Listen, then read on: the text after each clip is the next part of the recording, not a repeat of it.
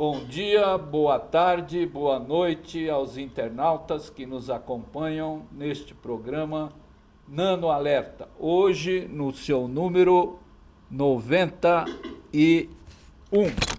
Vamos verificar aqui o número correto. 92. Nano Alerta número 92. Fazemos este programa dedicado ao público não especialista, porque é este público que paga as pesquisas sobre nanotecnologia no Brasil. Que nos acompanham neste programa Nano Alerta. Hoje no seu número 91. Vamos verificar aqui o número correto. 92. Nano Alerta número 92. Fazemos este programa dedicado ao público não especialista, porque é este público que paga as pesquisas sobre nanotecnologia no Brasil. Também fazemos este programa porque é aqui que nós podemos discutir os impactos da nanotecnologia na sociedade, no meio ambiente, na economia, na ética, coisa que não são discutidas aonde se faz nanotecnologia no Brasil. Por fim, fazemos este programa porque acreditamos que ser livre é ser bem informado e a divulgação científica contribui com a cidadania e a democracia no Brasil. Hoje, conforme tínhamos anunciado, estamos já conectados com o professor Severin. I don't know to spell your surname. You please correct me if I. Pretty good. Yes. Severin. Last name is Schneebeli. Schneebeli. Severin. Schneebeli. Yes. Yeah. Okay. Professor Schneebeli é um pesquisador de nanotecnologia junto a um laboratório de química da Universidade de Vermont, nos Estados Unidos. Então eu vou passar a palavra para ele, ele vai se apresentar e começar a fazer a apresentação dele. Ok, Severin, is with you. Please, start with your presentation yourself. Yes, so good morning everybody. It's a pleasure being talking on Nano Alerta. So, yeah, I myself grew up in Switzerland, in Zurich, okay, and so I went to high school there and to college. So I did my undergraduate research and studies at the University of Zurich. And so the question is, why did I get into chemistry at all? It's really, my grandfather was a chemist. He worked for a long time with Colgate, you know, the toothpaste. Yeah. Toothpaste, and so it's very famous here in Brazil. Oh yeah, okay. Yeah. So here too in the U.S. So he was he worked with Colgate, and he kind of inspired me to do chemistry myself. And I was always thinking, you know, when I entered college, I had to make a decision whether to actually focus on chemistry or physics. I always liked both of these areas, you know, and then I realized that, you know, in chemistry we worry a lot about things which are very relevant to life. Okay, so for example, how do we make structures, and you know, the structures we make, we can eat them and they will do something to our body, and that always like fascinated me. So I decided to do chemistry, and then originally my plan, I think, was to just work and study in Switzerland, because Switzerland is a pretty good country. But then in my second year in college, I realized, I think one of my classmates there told me that in the U.S. you can get paid to get a master's degree, and in Switzerland you don't get any pay for master's degree. You only get paid when you do a PhD degree. And so I decided to apply to some schools in the U.S. and I always wanted to go abroad, you know, to learn some English, and because my native language is German. So I wanted to go abroad, learn English, and do something. And I was thinking, what's the best way to go abroad? Okay, so I actually was thinking to work as an au pair like to take care of kids. Yeah. But then I realized maybe that's not the best thing for me. So I then decided to, just apply for these US schools and do chemistry. So then I went to, for graduate school, I went to Columbia University and worked with two pretty famous scientists over there. One is, his name is Ronald Breslow, and he's one of the most famous, I think, people in organic chemistry, and he has done a lot of nanotechnology as well.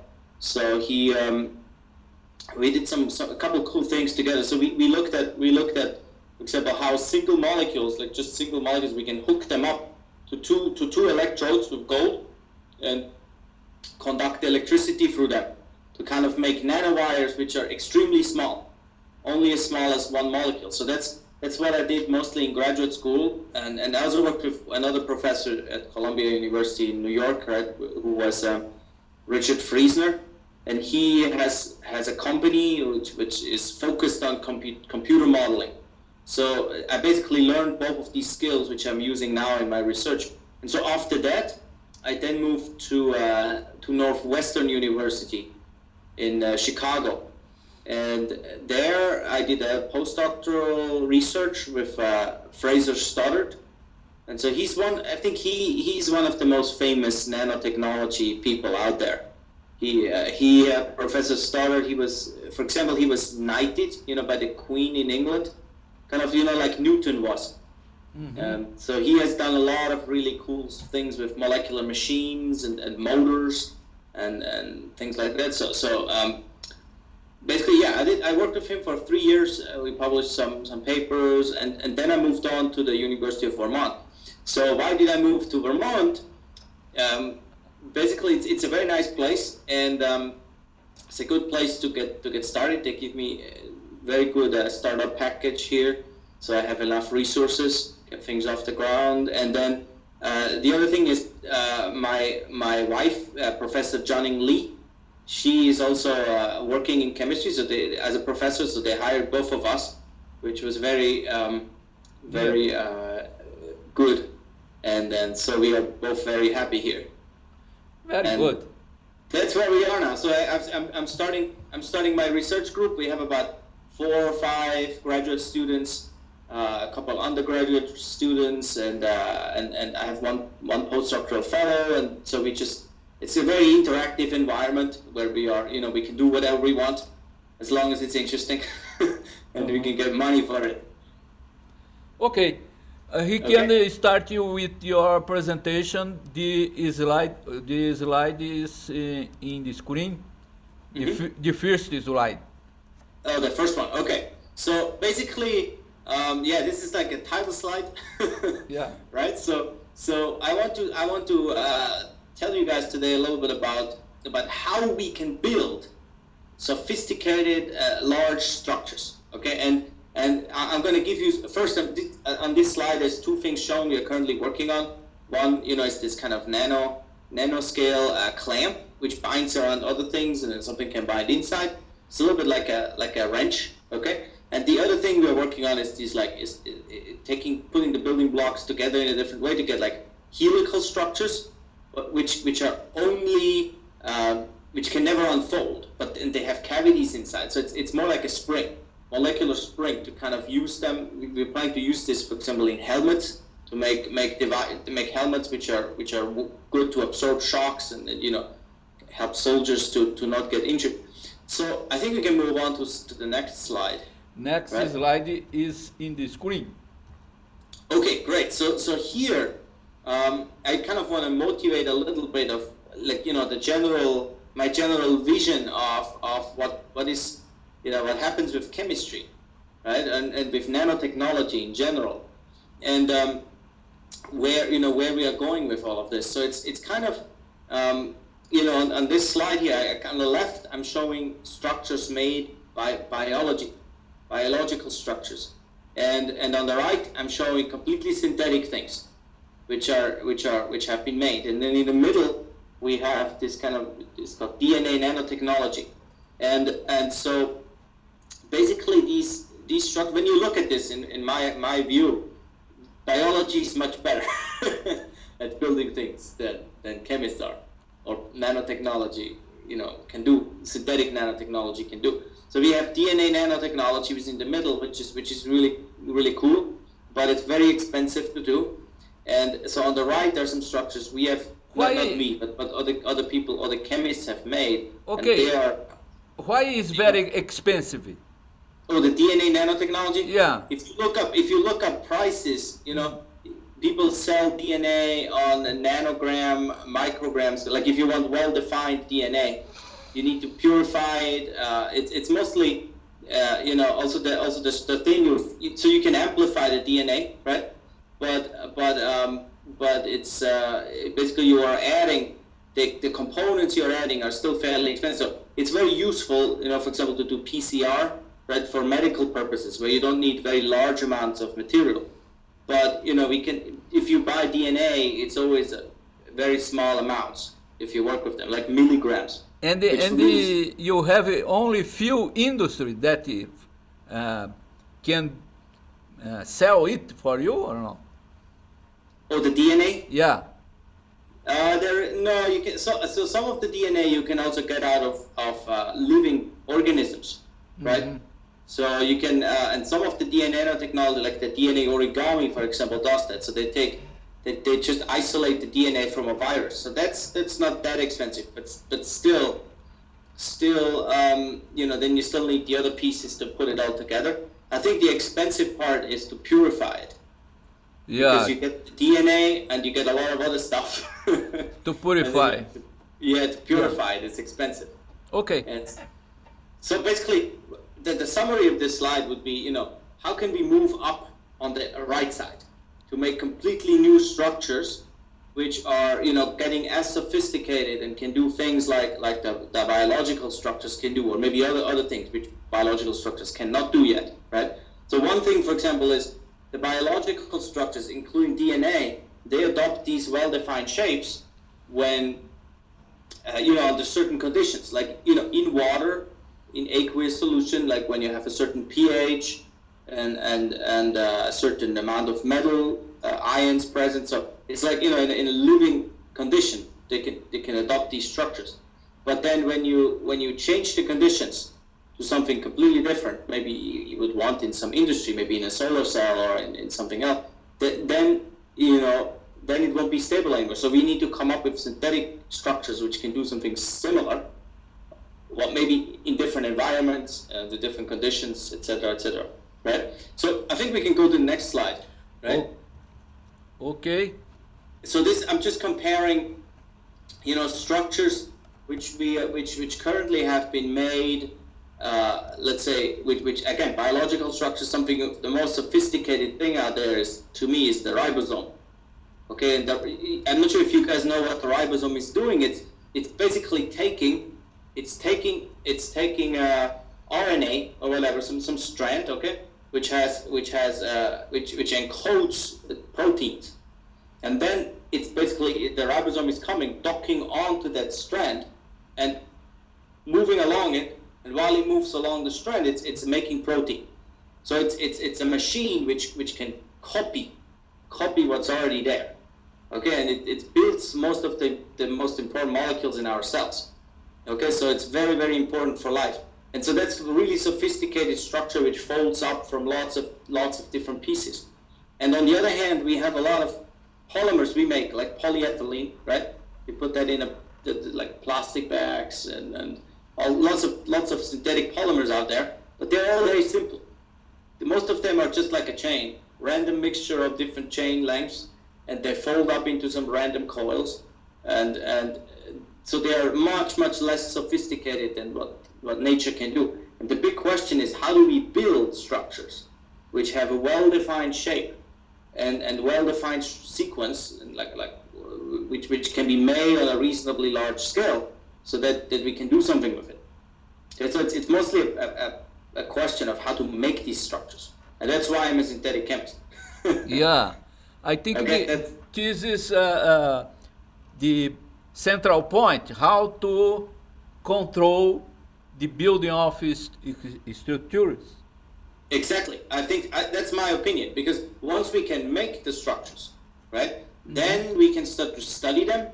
We can discover new things, new science, and then we can start to find applications, like to actually sell these structures and find what useful thing they can do, either maybe as a drug or like as sensors to sense proteins, or we can use them in solar cell. Like there's lots of ways we can use these, but the central point, as you say, is how do we make them in the very first place? And so that's kind of what we are focusing on. And this is a bottom-up process. This is bottom-up process, exactly. So it's I thought a lot comparing top-down to bottom-up, and I think in the long run, like particularly if we want to make something really sophisticated and scalable, I think bottom-up is often more scalable. Is a better approach. I mean, it depends what you want to make, right? So actually, the smaller you go, the smaller thing you want to make, the bottom-up will probably be more accurate too. Because top-down becomes more and more difficult, right? The smaller things get. So bottom-up here I think is preferred, because we can then, what I imagine, kind of my vision is we can produce these things, let's say eventually on an industrial scale with large tanks, okay? We'll have big like tanks, and we just add in something else, and there comes our structure. Okay, well, top down is like you need to use like an electron beam and very carefully do something, and you get like one little molecule at a time. So that's why I like the bottom up. But how to produce the skip between the laboratory to industrial process? Oh, that's a very good question. So we are so one main difference, okay, between the laboratory and the industrial process in terms of making stuff is on the industrial scale, or let's say on the laboratory scale, what we do often to purify things, again, purification is actually probably the hardest thing, is we take like a column, like a glass column, we fill it up with some silica gel, and then we put stuff on top, run it through, and out comes the pure stuff at the bottom. But this becomes more and more difficult the larger the scale. Okay, so on an industrial scale, you would need a column as large as a house to do this. And then you have like so much solvent you need to go through, so it's not good. So what we do, what's good on an industrial scale is called recrystallization. So you take material, the structures we have, and we warm them up in a little bit of solvent, it becomes a clear like solution, and then you cool it down and it makes beautiful crystals, and the crystals are very pure. So that's much easier to scale up. So you can do this on a very large scale. Doesn't need much more solvent. It's all good, and you can recycle the solvent too. So it's basically, and we're starting to work on breaching those cases. So the structures I'm going to show you, actually the main building block, we don't need any of these this kind of column chromatography anymore. We just need to we do it all with recrystallization. Mm-hmm. Now I'll show you a process like we are separating like two different mirror images of the molecules, and we can do this by just making a gel. So we make a gel and then we wash the gel. So it's very easy to do, and then that's what I'm trying to do in our research as well, so that we can start to build things in a simple way that we can then scale it up to the industrial scale eventually. What is the length of this? 10 nano? The length? Yeah. Here we're talking about a couple nanometers. So the original wrench we made is like I think it's about 2.5 or 3 nanometers in size. Depends on how you measure it. So the overall thing is probably a little bit bigger, but so those are fairly small. But then we are working on larger ones, in the sense that we can. So actually, let me show you how this works, right? Yeah. So if you look at the slide, I think the next slide, which says chirality assisted synthesis on top. Yeah, I will put it in the screen. The next. Yes. So this slide kind of this shows how we are doing it for now. I mean, there's other ways we can extend it, but it's basically a Lego approach. Lego approach, yes. It's similar to Lego, okay? Yeah. And on the top half of the slide, you see we have this blue piece on the left, the blue piece, the bent Lego piece, which fits into the other piece, into the white piece. Yeah. And now the whole point of this thing is, this is basically the same thing we do with chemistry, okay? Exactly what we do, like down at the lower half, you see how we do the chemistry. It doesn't matter. It's the same concept. Just we make the bonds where it fits together, right? And so now if you look at these two pieces, you can only put them together in one way. You cannot take the white piece, rotate it around, and then, put it together this way. You can only do it so that they bend around in the same direction. That's it. That's a very simple concept. So you take those two pieces, put them together in the right way, and then it bends around automatically. It's very simple concept, but it's not too easy. Make it. It's not that. So here's the hard part. This concept only works. So if you look at the blue piece and the white piece, they are chiral, and that means that if you make the mirror image of that piece, you cannot put them on top of each other. They are different. Okay, and so this is called chirality, and so those two molecules, you have to basically separate the mirror image of the molecule from the molecule itself. And when you make the molecule bottom up, you get both. You get 50% of the mirror image and 50% of your molecule. So we had to figure out how to separate the mirror image, and the way we do that, that's on. I think we can skip. So the next slide basically shows this concept again. Yeah. I will put the next in a moment. Yeah. So on the next slide, you now see if you take the same mirror image every time, but the same molecule, then it goes around in one direction. Now, if you put the mirror image, it will give a kink, so it will go around in the other direction. So you see, basically by controlling whether we use which part we use, we can build different shapes. It's like Lego. So you have two Lego pieces, the mirror image and the image, and then you put them together and you get whatever you want. And it depends, the function is different. Yes. So the thing is, these structures now, the shapes are well defined. So they don't, regardless, you can heat this up, you can put it in a different solvent, you can put it in different conditions, and it should always have a similar shape. So it won't just, it's like a protein, for example, you put it in organic solvent, or you add a lot of salt, or you heat it up, it will unfold and it loses its function. These structures, they should keep their shape, regardless of whether you heat it up or whatever you do to them, so they're more predictable in terms of designing new function. That's kind of the plan. So anyway, you see on the next slide, you go to the next slide, basically this shows how we actually separate the image from the mirror image of those molecules. And it's actually, in the end, the process is simple and it's scalable, but it took us a while to figure this out. So this is probably among the hardest parts in this project, actually. So what we did is we took this thing up there. It's called so this is the yellow molecule, right on the slide. Yeah. This yellow structure. We took this one, and this is fairly small. It's just a building block, but we took it and we had to separate it. It's a mixture 50-50 of both mirror image and image. We take it and we add another molecule to it, which is chiral as well, this is very cheap. This comes from that, like it's called tartaric acid. We put them together, dissolve it, put them together, and we have this special column, which is shown on the right. You see the image, which is cooled on the outside by ice water. Then we fill it in, it makes a gel, and the gel now, because it's kind of one of the structures gets retained inside and the other one comes out. So you just filter it, and then you get one pure and one of the mirror, but you get the mirror image pure, and then we can start to build. Yeah. Okay. So the graph you see on this slide just means this is how we know whether it's pure or not, right? So, but this is like it's called high performance liquid chromatography. It's basically just a pump. HPLC pump, okay, which pumps things through a column which is chiral as well.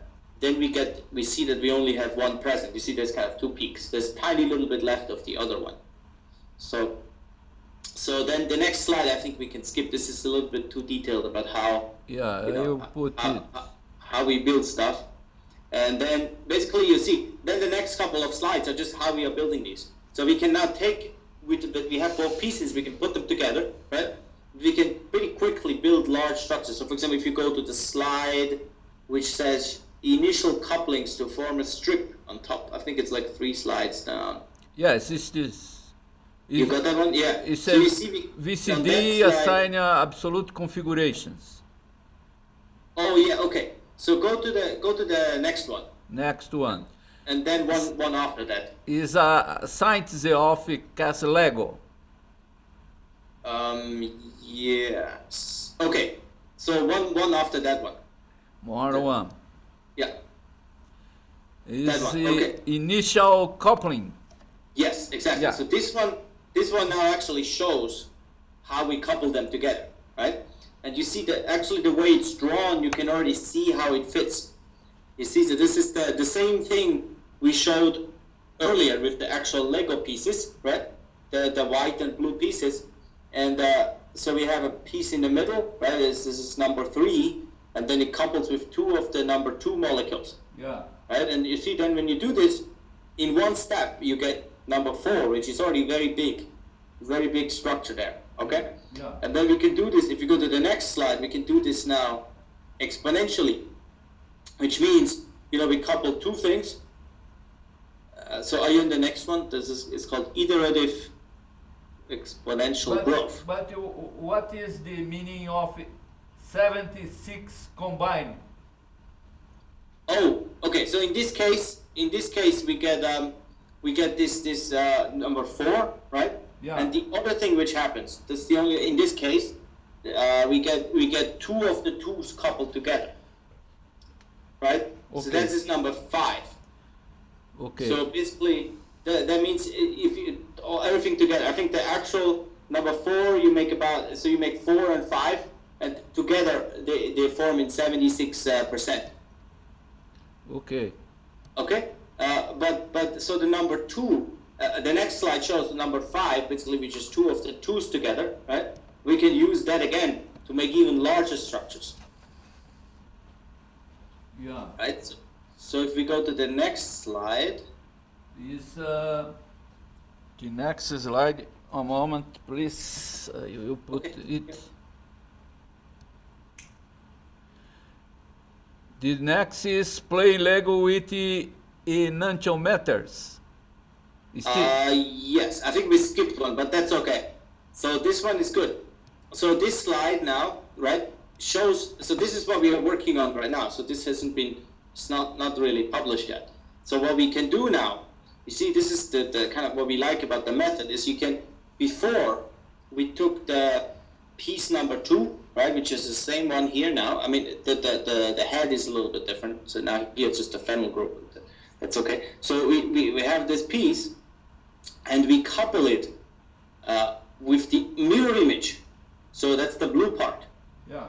And you see, then you get a different structure. You get what we have we call it number 8 on this slide, right? Yeah. Which is now, instead of being all bending around in the same direction, it now bends in the middle, it bends in the other direction. So you get actually more like a zigzag structure, right? And so then you take number 8, and number 8 itself can be now a building block to make much larger structures with kind of sophisticated, interior. So this is number 9, right? And on the left of the slide, the lower half on the left, yeah, we are showing an image. This is the structure of this molecule.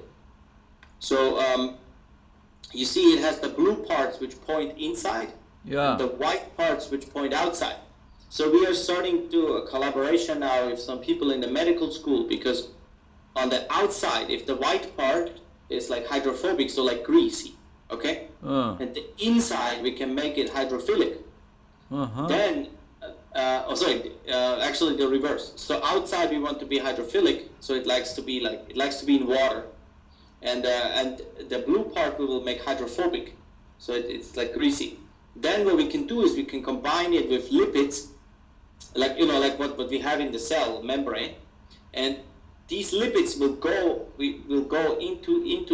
fill up the inside of this structure, this large ring. And on the outside, it's still soluble in water because it can, the outside is water soluble.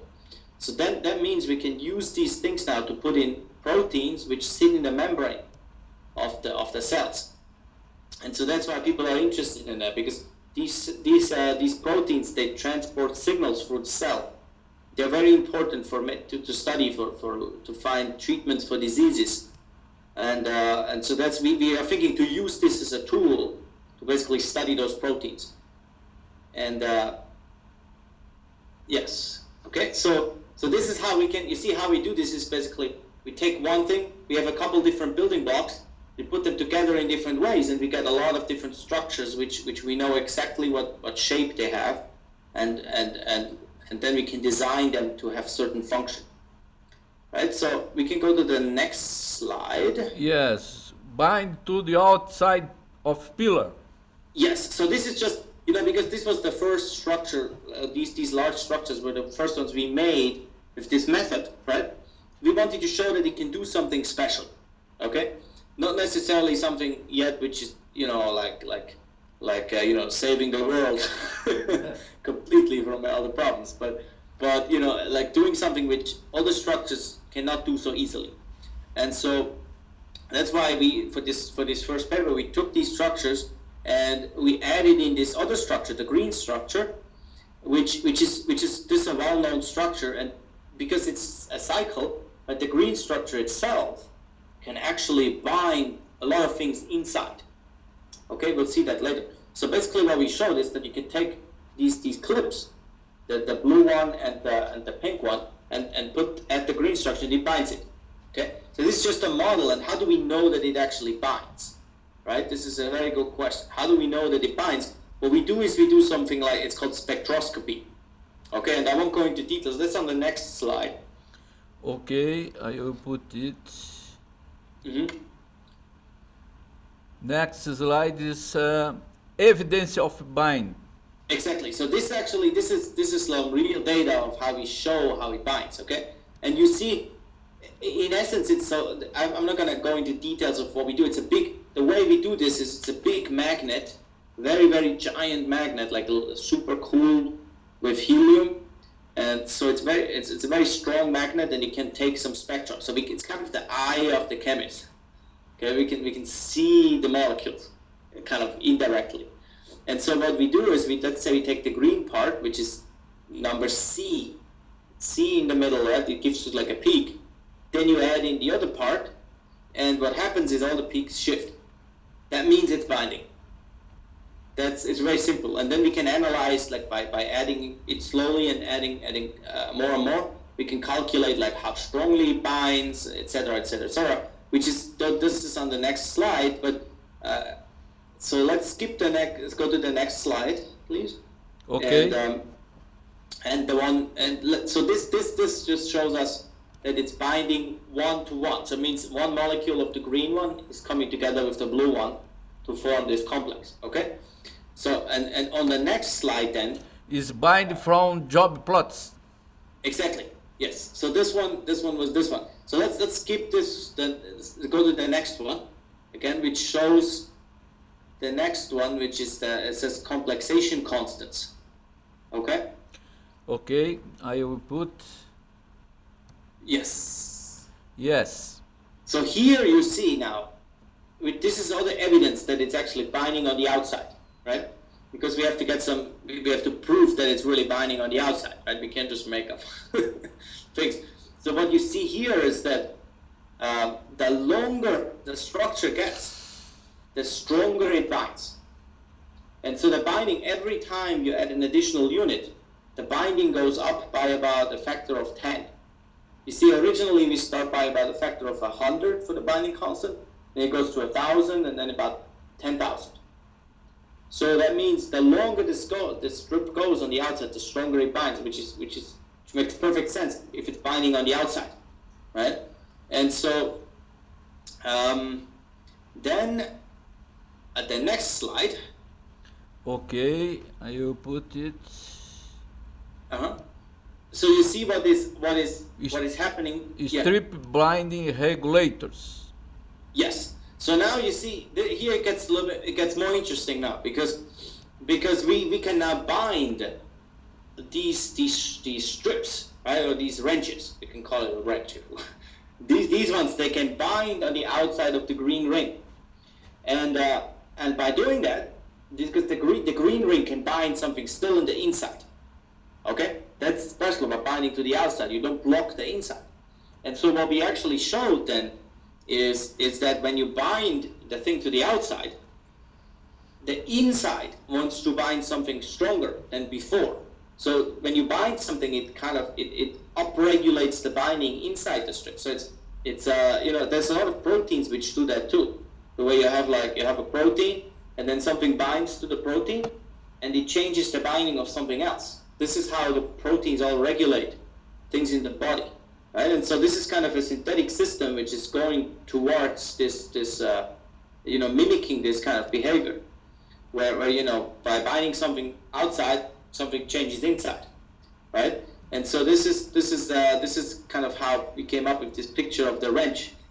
It's kind of like you have something binding on the outside, right, which binds to the head of the wrench, and then something inside is also changing by doing that. So I think the next slide would be kind of the movie. Computational evidence of bind. Exactly. So this slide is the movie. Yeah. And so maybe you could show the movie, because the movie is basically a calculation of how it binds. Okay, it's an accurate model which agrees. There's a lot of things which agree very well with the experimental data, and so I think we can show the movie to people. I will put the movie. One moment, please. Yeah. Yes. It's another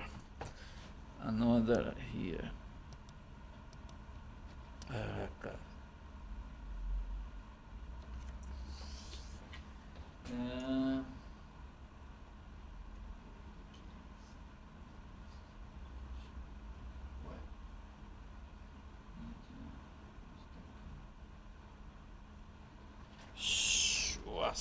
Was one moment, please. I have to. No problem. I have to select.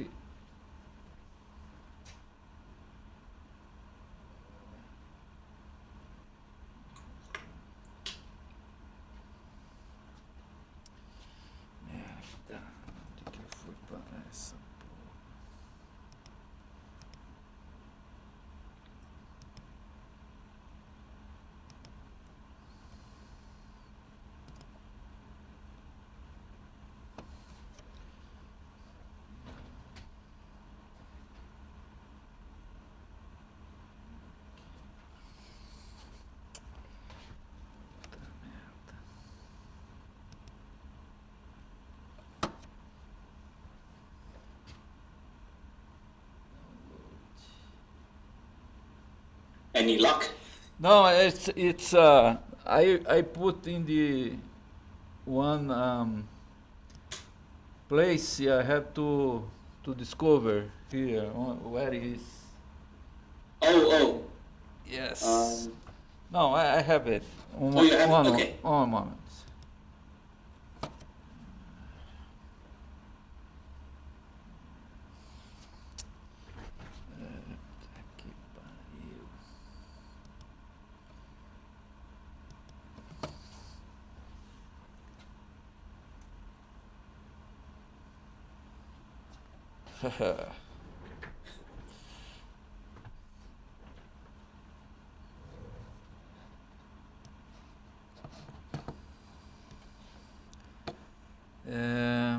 What is here?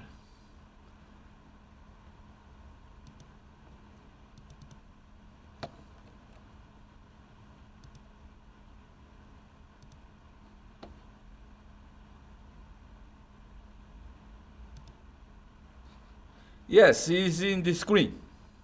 Perfect. So is it running already? Yes.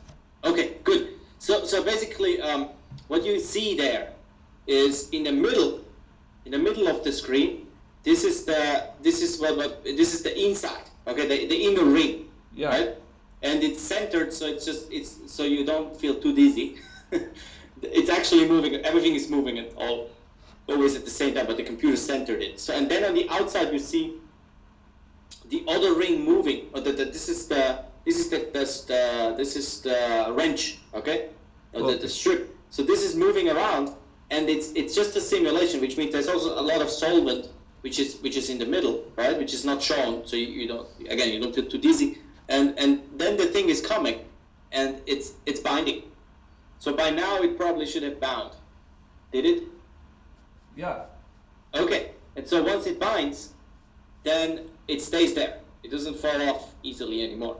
So this agrees very well with the experiments, and it's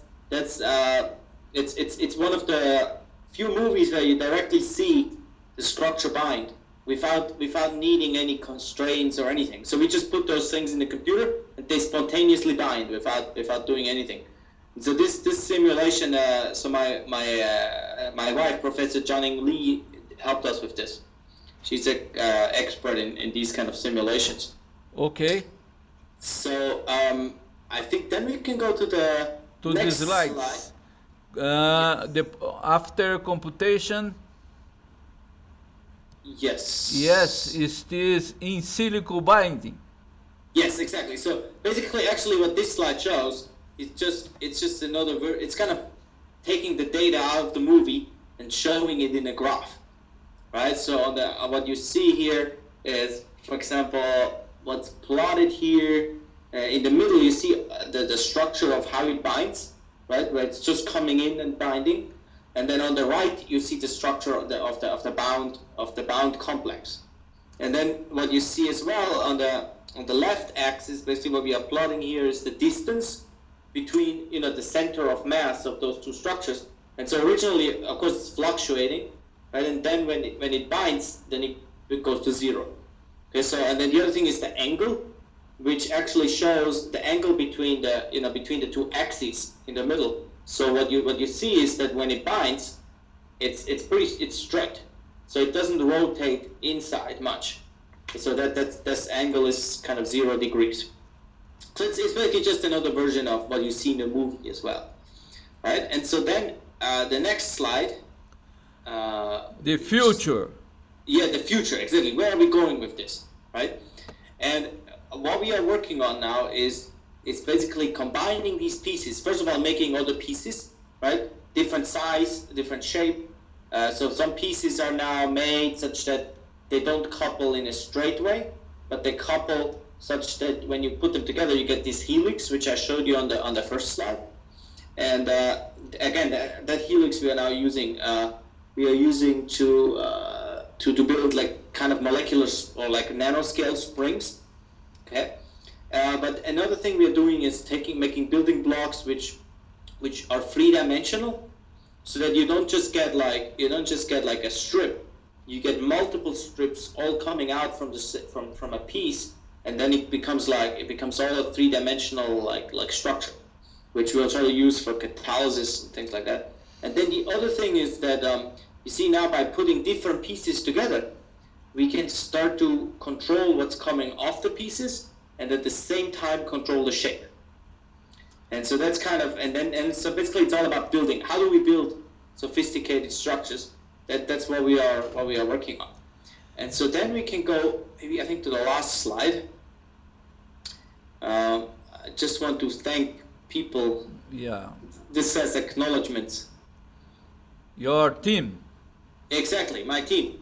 So this is a little bit of an old picture. We have more people now, but this was, I think, last summer, the team who did most of the work I showed you, and yeah, so this is the team right now, and it's good. It's very international. Yeah. So we have a couple people from the U.S. It's a global team. It's a global team, exactly.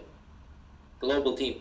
My graduate student Mona, she's in the front shown there. She's from Iran. And then we have Zach, he's an undergraduate student. He made this very large strip by himself.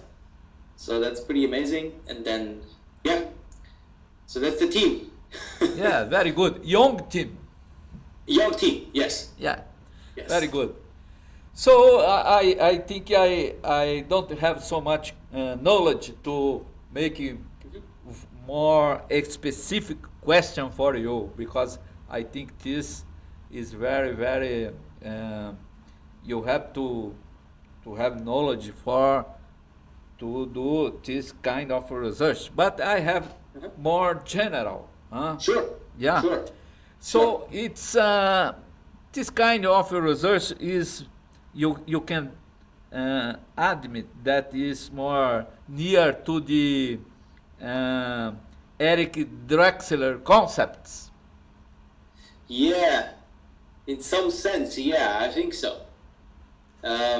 So Eric Drexler, right? He proposed that things can be like you can make things like top down, right? Yeah. And but we are basically trying to do something similar. Like he wanted to make something general, right, where he can control the shape and everything, but top down. And we are trying to do something similar, I guess, like controlling things very well, right, from the bottom up. Yeah. So the main difference is having top down versus bottom up. Yeah, yeah. But I think the main things is about the nano fabrication. Yes.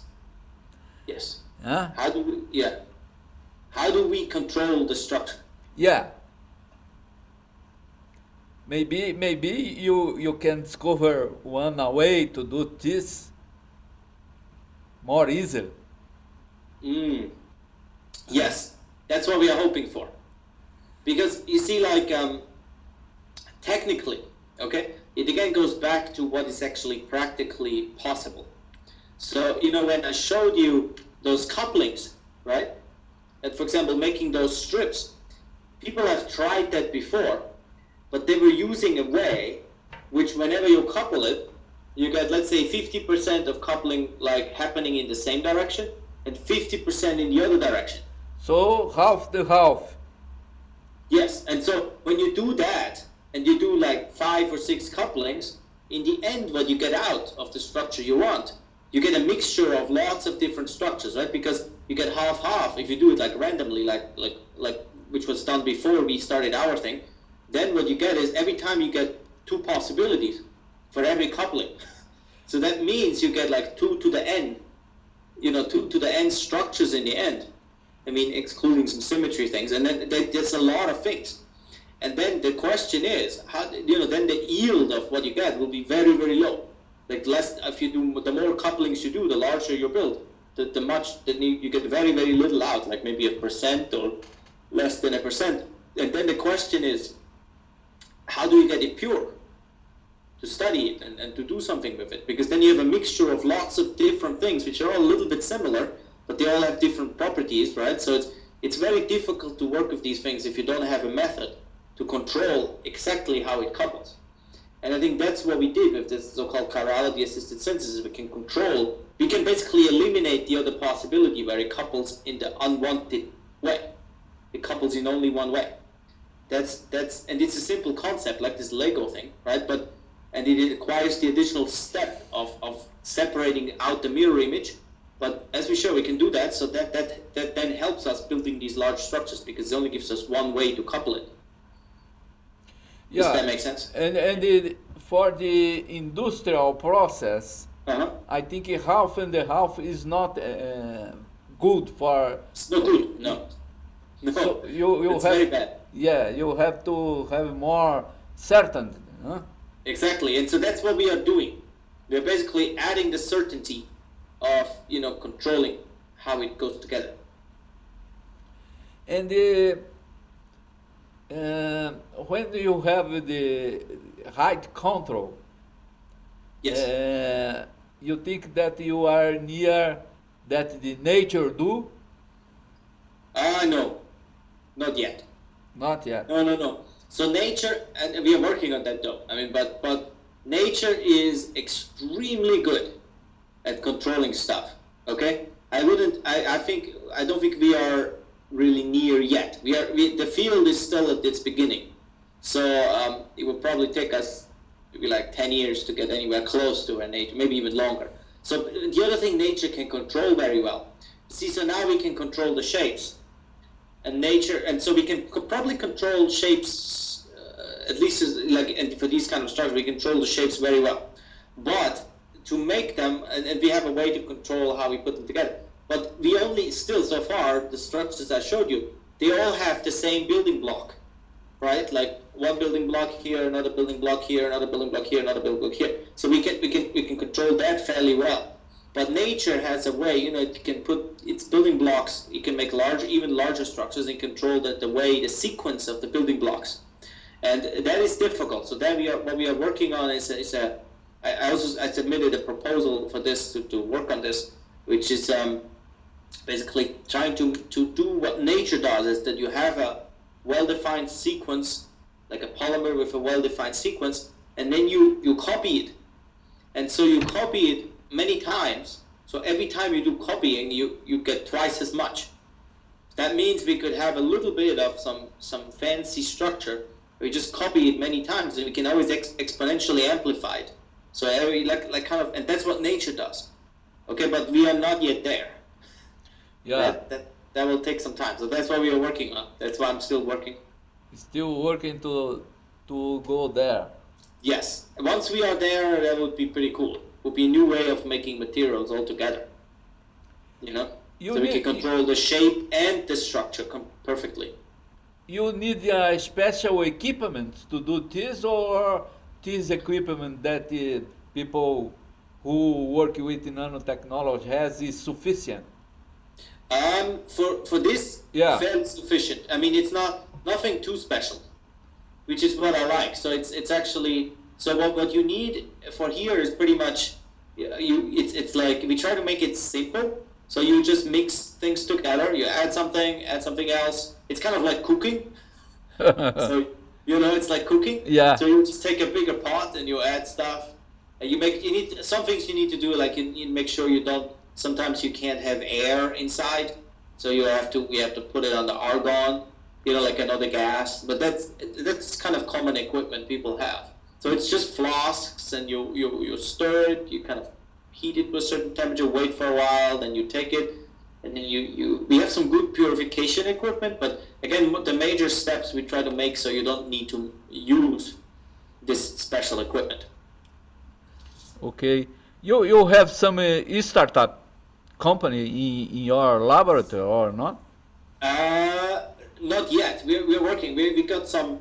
So I just got we got a patent on something. I'm making some other structures with my postdoctoral advisor, so there might be something which coming up. I think in maybe a year or 2 or 3 we'll start to think about it once we have some more data. But so we are working on that. It's still I think it's still a little bit early for now, because we are I've only been here at the University of Vermont for maybe like 1.5 years. So maybe another year or 2, and then we'll start to work. And that kind of experiment in your laboratory is very long. How much hours you have to use to do one experiment? So it's you mean like you mean like to get to the structure? Yeah. That takes about, the first attempt took us about, once everything is figured out, maybe like 2 weeks. 2 weeks? 2 or 3. To make it now, to reproduce everything, would be about 2 or 3 weeks. But to actually to make it the first time, the thing is that when you do the experiment, right, you do something and it doesn't work, and then you change a little bit. You try again. It doesn't work, and then you do it again. Yeah. And maybe now it works, right? So if you do the whole thing, like the work for this original, what I showed you guys, the whole thing took about a year. But it depends on, like, once you know how to do it, it's pretty quick. The process is easy once you know, but the hard part is to figure out how to do it the first time, right? Yeah. Okay. You are in the end of our program. And I would like to tell you, thank you so much for your contribution for our program. Thank you very much for inviting me. Yeah. My pleasure. Yes. So he can see another opportunity, maybe do the program from your laboratory. And I could show. I could also. Then we could also have some of my students say, something. And I can show you some, how things look and stuff like that. There we could do that. Yes, you know that our program is every Monday and Tuesday. So you can choose one Monday or Tuesday, May, June. Make your plan for this. Probably June is good. Então, make your choice one date of June and tell me. Okay. Monday or Wednesday, right? 11:30. Yeah. Yeah. That would be good. Yes. Make your choice of the date and tell me. I will put in the schedule. Okay, perfect. We'll do that. Certo? All right. So thank you so much. Thank you very much. I appreciate it. Can you also send me the link? The link, I can't see by email. I put the link, but in the YouTube, you can try to find us. We have a channel in the YouTube. Is Nano Web TV. Okay. I will check it. Yeah. Nano Web TV. You can find us. I think tomorrow we will be there. Perfect. Thank you so much. Thanks so much. It. Yes. Bye. Bye now. Take care. Take care. Bye. Thank you.